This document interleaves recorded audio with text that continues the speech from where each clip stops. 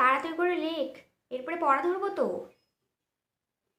Aunty, আমার লেখা হয়ে গেছে। এই যে, এই নাও।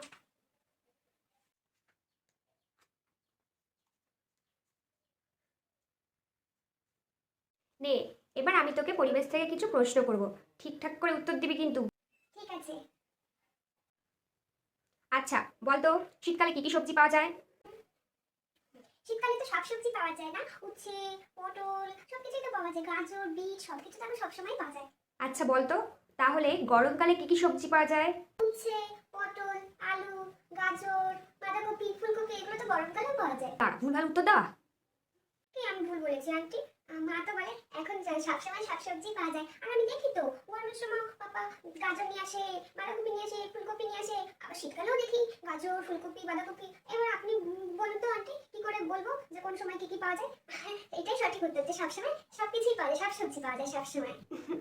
না, ঠিকই বলেছিস, ঠিক। এখন তো সবসময় সব সবজি পাওয়া যায়, ঠিক। আচ্ছা বলতো, ঝাড়ুদার পাখি কাকে বলে? ও, ঝাড়ুদার পাখি কাকে বলে? এটা খুবই সহজ উত্তরটা। মাকে বলে, আমার মাকে বলে ঝাড়ুদার পাখি। What?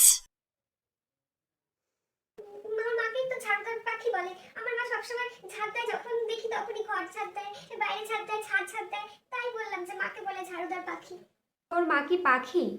হ্যাঁ, মা পাখি তো, মানে আমার মার নাম পাখি, তাই বললাম যে আমার মাকেই বলে ঝাড়ুদার পাখি।